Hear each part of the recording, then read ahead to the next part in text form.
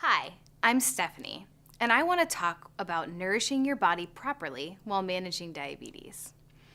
A healthy diet and keeping a healthy lifestyle is important in managing your diabetes, whether you have type 1 or type 2 diabetes.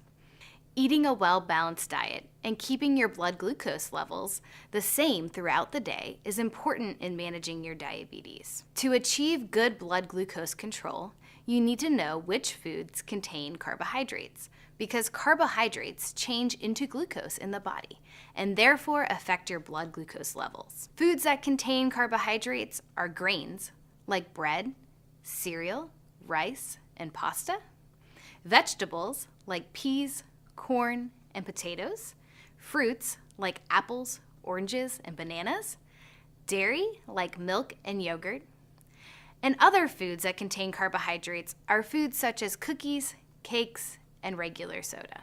Not all foods with carbohydrates affect your blood glucose the same way. Some foods raise your glucose quickly, like juice, soda, and candy. They are made of simple carbohydrates, and your body doesn't have to work hard to break them down. This causes them to raise the blood glucose more quickly.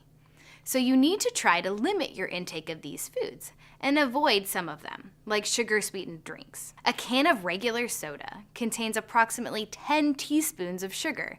Yikes! Foods like whole wheat bread and brown rice are complex carbohydrates, and they raise your blood glucose, but they raise it more slowly. They contain fiber, which takes your body a little longer to break down. Here's an example of how this affects your body. You have a piece of white bread and a piece of wheat bread in water. After 5 minutes, the white bread has completely broken down, but the wheat bread is still intact. This is why we encourage you to eat more whole grains. Whole grain foods don't cause a big spike in your blood glucose, and they help keep your levels consistent throughout the day. We all know that fruits and vegetables are a very important part of a healthy eating plan. However, with diabetes, we need to be mindful about how different types of produce affect the blood glucose. While all fruits contain a significant amount of carbohydrates and therefore raise the blood glucose levels, vegetables are a bit different.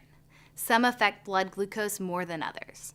Vegetables can be divided into two groups, starchy and non-starchy vegetables. Examples of starchy vegetables include corn, potatoes, peas, and beans like lima beans, black beans, or kidney beans. Starchy vegetables are very healthy, but they significantly raise your blood glucose, similar to pasta or bread.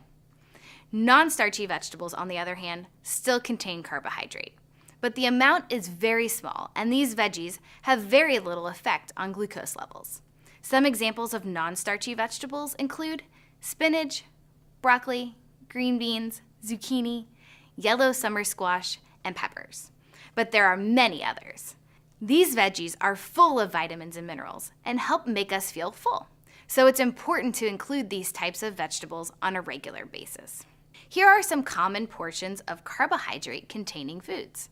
They all contain approximately 15 grams of carbohydrate, which is an amount of carbohydrate that can significantly raise the blood glucose level.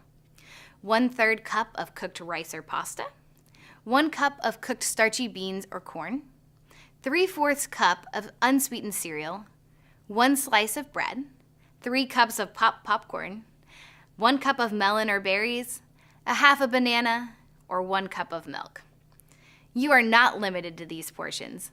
Learning standard portions of carbohydrate foods is a tool to help you learn how much carbohydrate your body can handle at meals and snacks to promote good blood glucose levels.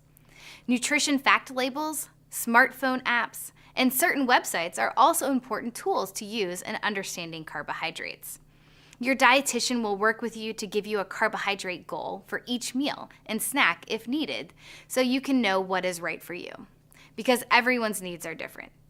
Your dietitian will also help you learn how to use all of these tools together to develop strong carbohydrate knowledge. Checking your blood glucose levels appropriately is also very helpful in understanding how carbohydrate amounts affect your diabetes. Now let's talk about foods that do not affect your glucose, such as proteins, like meat, chicken, fish, and eggs, and fats, like butter and oil, to name a few.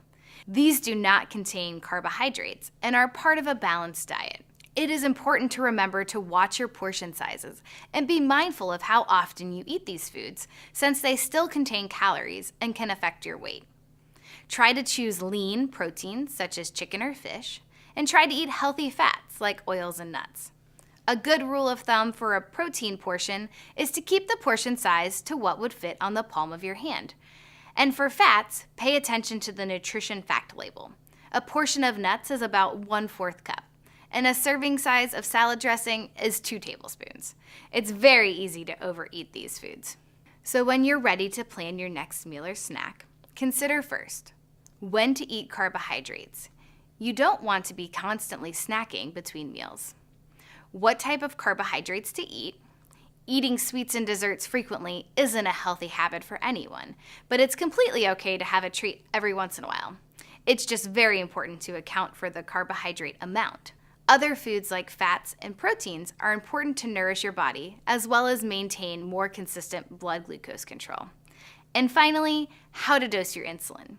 Insulin helps your body use carbohydrates you eat, and the goal of diabetes management is to match your carbohydrates to insulin to achieve the best glucose control. That's it for now. Thanks for listening.